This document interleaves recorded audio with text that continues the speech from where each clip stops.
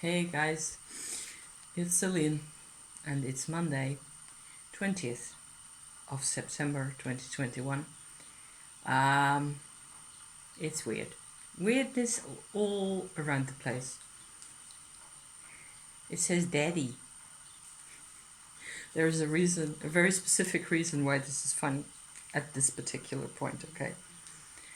Um, I've had a bit of an episode. I don't know if this is going to be a check-in or whatever. Probably mainly a check-in with a couple of, bits and pieces here and there.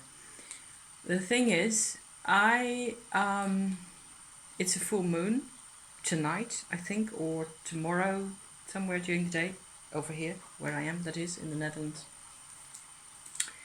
Moon in Pisces, and my astro in Pisces is of the vulnerable and sensitive kind. So, as per the norm, there's all sorts of stuff going on and triggering being done, and most of it is really cool in all sorts of ways. It turns out I'm actually capable of doing things that I would never have dreamed of, but it's still a bit of a haul, to do it all. So there. So one of the main events for me is that yesterday there was this thing going on in Amsterdam. I haven't been there myself. I just watched on television. They unveiled a new Holocaust monument in Amsterdam, which is situated behind the Jewish Museum, which is there in the town as well, and the building of the synagogue, which I'm not sure is still in operation as such. I think. And the opera house is on the other side of that street. I know that area fairly well. I used to pass by there on my way to university and back to my grandpa's apartment, where I lived for 3 years back, in the 80s, late 80s. So, middle to late 80s. I've seen also on different maps and things that they've changed. They've done quite a bit of rebuilding and restructuring of that whole area, and they've managed to actually squeeze in this fairly massive monument that has bricks in it. It's like a set of groups of brick walls, and each brick has a name of a Holocaust victim carved in it with their birth date and the age at which they died. Okay, so there's a dragonfly zooming around my apartment here. And they're not supposed to be inside. It's the second time around that they're in here. And I hope my cat isn't going to try and catch it, because I don't think they will sting her though. So yeah. Okay, so the Holocaust monument. What you can do is you can adopt a name. And yesterday I decided to adopt my great grandmother's name, which was free for adoption. I suppose that you can only adopt one, person one time. I'm not even sure about that. I don't suppose it's publicized even anywhere who adopts which one and why and so on and so forth. The thing about this is feels like a really good decision. It feels like a good way to support this monument. I paid €50 for that, which will be, I don't know, 60-ish American dollars or something like that. It felt like the right thing to do, at the end of a long, long history of, let me just pour my coffee here, just a second. At the end of a long personal history with families that are torn and people that reacted really badly to each other during the generations for all of the 20th century, basically, I feel like this is something really positive that means that I can, if I go to visit this monument, which will happen at some point, that depends basically on cheaper train tickets, which is a thing, you know. Usually you can get cheaper train tickets for like 16 to 20 euros or so per person to go to Amsterdam, and the normal price is over 40, which I don't feel like I can afford, certainly not for the two of us, including lunch and all the rest of that kit, you know, that you want on a day like that. Museum prices, things that, and you know, admission fees and things, no. So it'll have to wait for a bit. But if I go there, I can look her up and what everybody is doing. Also, on the TV show that they made of the unveiling yesterday, you could see everybody, even the kids, you know, they're touching the names. Everybody is fondling the names, the bricks with the names on them. It's amazing. So that's what I will want to do at some point. I will want to go there. Her name, my great-grandmother's name, is not the only one that I connect to. There's a whole lot of other people, but I can't afford to really, you know, spend hundreds of euros. I will leave that to other people. I will take the name of Grandma Judith to represent everybody else, and in my mind, very indirectly, she even represents my own mother, who was who spent 4 years in a concentration camp in Indonesia under the Japanese regime there. So my mother wasn't Jewish. She wasn't in that type of situation at all. She was a descendant of a colonial school teacher, you know, before the war, and the situation and the history is really different. But as far as I'm concerned, this sort of a choice of mine, this gesture of mine, has everything to do with everybody. You know, it doesn't matter really who they are. As far as I'm concerned, it's everybody that I am related to. Okay, so that's it. All that was what I thought it was going to be. Okay, coffee. Hang on a second, because I have me a second cuppa, and maybe I'm not going to pick the daddy bag, or maybe the daddy sugar bag for my coffee, because the other thing, what I realized just now, or maybe an hour ago or so, I was listening to videos by Teal Swan again about parts work, which is fabulous psychotherapeutic stuff. You just want to make that your own as much as possible. It's so deep and so rich, and it really works. It really helps in also realizing all sorts of things and putting things in perspective. I've been doing a lot of working with Teal Swan type material recently again, and finding not only, but finding that it supplies a certain part of an understanding in bits and angles that I don't really get at myself naturally. I get all sorts of types of understanding from all over. I've been reading Kabbalah as well, which is proving to be mind-blowing and beautiful and gorgeous. I've been doing quite a bit of drawing. I've been busy with all sorts of things. So this is a part of that. The parts work is part of that, yes. And what I realized as after watching one particular video, which I will link in the description for you guys if you want to see it, is that my rather unexpected, by me anyway, emotional upheaval that I felt when I came to tell my husband about that I had adopted my great-grandmother, you know, which is like an interesting way of putting it even. I had just had a complete meltdown. I was bawling, you know, nationwide. I was so upset. And this is somebody, my great-grandmother, I've never known. My grandparents on that side, I've hardly known because my parents divorced when I was like yay high. My dad, I knew, okay, so only as much as, you know, until 6 years old and not after that.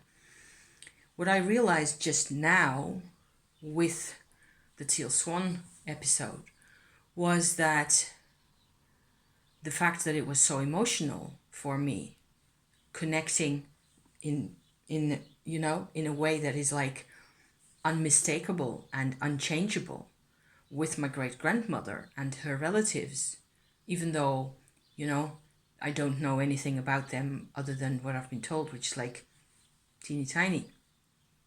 It isn't really about her. It is about my dad. And I find this extraordinarily scary to even be saying here. And there's a couple of things that I want to tell you about this situation, which which one has to understand, and it applies to a lot of other people in my type of situation as well. So there. Why do I only realize now at 55, yes, in 2021, I was born in 1966, okay, just before Jimi Hendrix and all that. Why do I realize only now that my great-grandmother, whom I've never known in my life, stands for my own dad, really?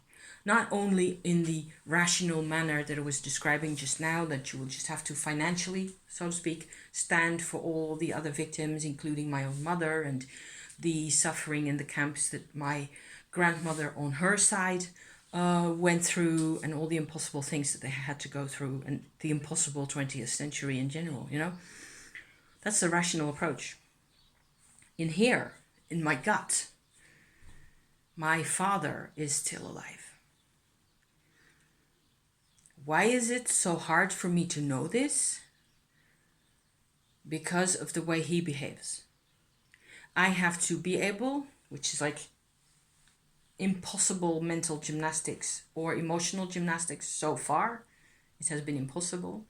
I have to incorporate somebody with his type of behavior, which I qualify every time I'm here, and talk about this. I qualify his behavior as gaslighting. I have to incorporate that type of forceful manipulation of reality, manipulation of perception and perspective into my own. It's like incorporating a different set of geometrical principles in normal geometrical space. It can't really be done, certainly not with the mind. And one thing I learned watching this video that I'm referring to here is that sometimes you just cannot interact with people. And this is a good case, when the strategies of the other, what I realized is that gaslighting is a strategy that has been thought out or created to prevent understanding. Okay? It is done so that they will not be understood. They will not be connected to. It's self-protection, basically. It's my second cuppa, but it's so good. To prevent other people from, coming closer, from connecting, from being in the same time and space frame with people.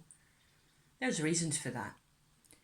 I do not know any really of those reasons. What I have seen of his parents, my grandparents, wasn't extraordinary in any way, really, in the sense that I think they were a bit nervous people.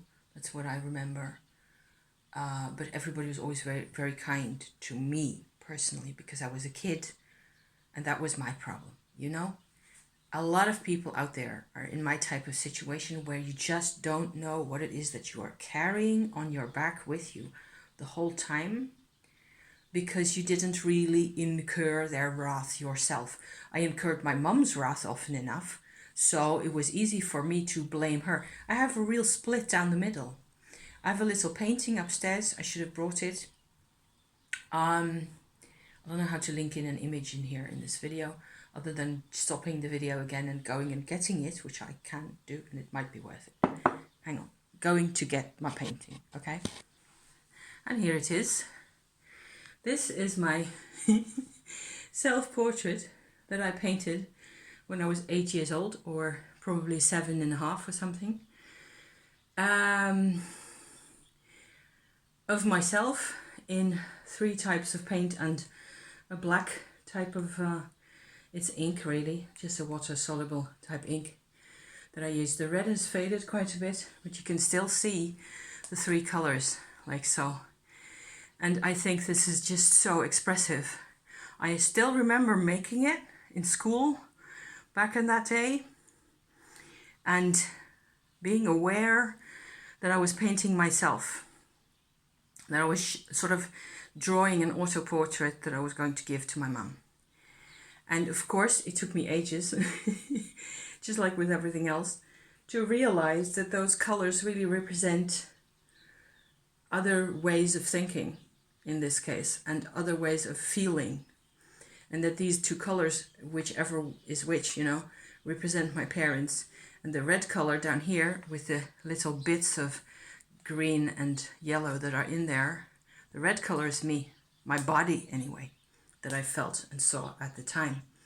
So I still think this is pretty neat. I decided, I don't know, 4 or 5 years ago or so, that I was going to buy one of these frame things and stick the drawing in there instead of just having it lie in a drawer somewhere, and actually hang it on the wall where I see it every day. So that's been quite therapeutic as well. The truth, you know, it is just the way it really is. And I notice now that there's little red spots in this little guy's face even. So as if the red of the body nature is also in the mind area as well. Plus he's quite cross-eyed. He's going like that. So yeah, with mustaches and like a lion's mane. Being a Leo, I was quite aware of being a Leo because my mum told me that every day. That's yeah, that's what I was, where I was coming from with that. I have never been able to feel that I missed my dad after the divorce. There had been so much turmoil and so much fighting, and my mother had been so black and white about everything. There you go again, 2 colors, you know, down the middle. I haven't given it another thought for years afterwards. And I realized also that there's a period when you're a kid up until 12 or so where all these things have a huge impact on you, and you really have to try to define who you are somehow, preferably with the help of other people and supportive people and people who care about you. But after that, you know, there's still, I feel that I have had to go through this sort of a second similar period where I was basically adapting to my mother's choices and priorities all the time, which was the case up until I was 28 years old when she passed away in 95. I had no clue how to be anything else but what she was more or less expecting of me the whole time. Afterwards, after 95, I've been on an endless quest to find out who I really am. And the parts work business is helping me quite a bit to map out, to bring things into the light again, in an emotional light. And it's a lot of work and it's exhausting. So I was like flatlining, but I'm still very creative. I'm painting and making, you know, writing poetry and all sorts of stuff. And now I'm here, you know, trying to put this thing into words again, because it's yet another dimension. I have realized I've had one particular type of mental exercise that I've done last week a couple of times, which has really helped me, where I would just imagine in whatever type of situation I was in, where you have a moment of quiet for yourself, whether it is in the middle of the night or somewhere where you're waiting for the bus or anything, anything's possible really. It's very simple. It's just you sitting there and you're sort of aware of yourself. You're just going into your body like this and breathing a bit or whatever works for you, to just sort of calm everybody down a bit in there. And then you imagine or visualize yourself that you're surrounded by an energy of self-acceptance. Just that. Nothing else. And that energy of self-acceptance, to me, it is like a sky blue, sort of a turquoisey color, a bit between sky blue and mint green, in between those two. And that's a kind of a color that I deeply associate with self-acceptance. In order to self-accept, we have to be self-aware. However, when we do sort of surround ourselves with self-acceptance, self-awareness also comes naturally. It's like an enormous growth process that just keeps happening all the time. So I wanted to bring this out here. I would certainly, hope that somebody might benefit from doing this type of a visualization. If this is what you want, it really works. If you just, it's so simple. It's too silly for words really, but it really works to just feel like in order to have an energy of self-acceptance, you have to have quiet, you have to have, it may be hard to do, I don't know, tell me, if you find this difficult or impossible to do, and then try again, and see what happens. It may be quite powerful, even though it's so simple, So it's been quite a roller coaster, and with everything else, I keep thinking all the time, one day I will have run out of trouble and problems to solve. One day it will just all be done and sorted, everything will be sorted. So far, nah, not so much. So, realizing that I'm much more deeply connected to my dad than I ever thought does me good. It does me good to realize this about myself. It doesn't really have anything to do with him, or at this point, or the way he goes about things, or the way he thinks, the way he behaves. This is the part, okay? The parts work thing is that it doesn't have anything to do really with him now. My part is what's important to me. My part was created 55 years ago.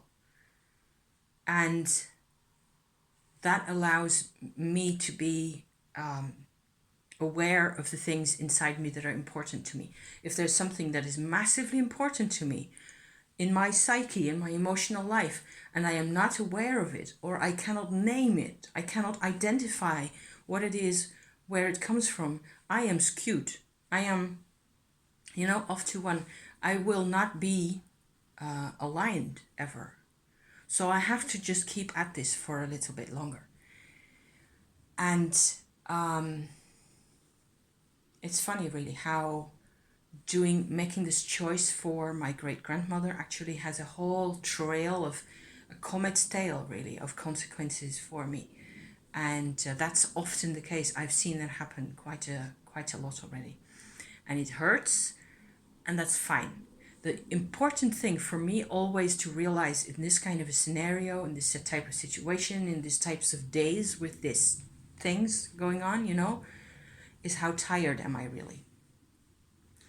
If I look after myself properly, if I look after my hydration, if I make sure I go out the house for walks, sometimes you just have to stop watching telly and just go out the house and walk for 45 minutes. and that will make a whole lot of difference. I did so this morning at 8 o'clock. I was outside, or quarter past, because I just couldn't stand it anymore. I'd slept just fine, there was no problem there. But this whole thing was inside me. It's all brewing and changing, and I am exhausted. And I have to look out for my exhausted parts, The exhaustion is a result of not doing enough walking. Sitting on my butt too long is not helpful. Too much telly isn't helpful, and so on. And my whole body, my organs, everything is like it's shifting and changing and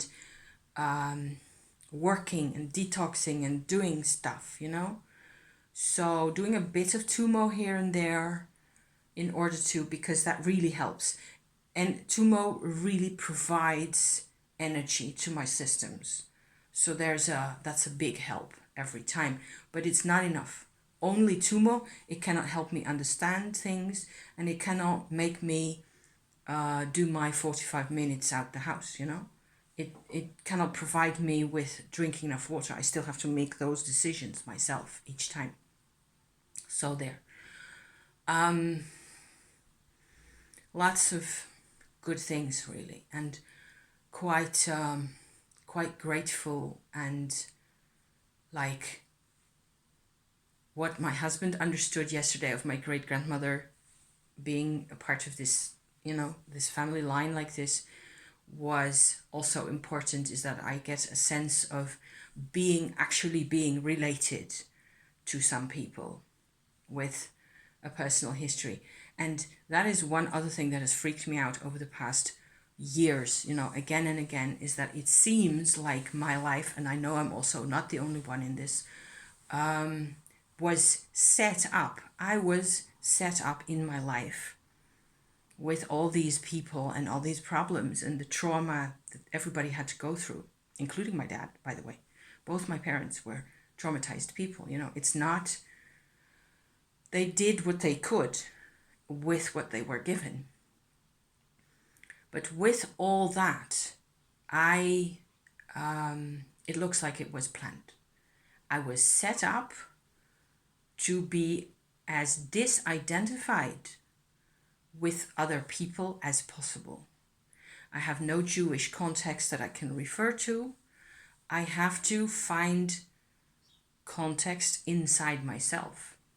One way in which that has been working out for me is that I was reading Kabbalah. As I mentioned earlier, I am doing Kabbalah again. I will go get my book. Here it is, A Kabbalistic Universe by Zev Ben Shimon Halevi. And I'm probably not saying that right, because what am I? Who am I to know? This is a great book for me in this particular thing that I'm in at the moment.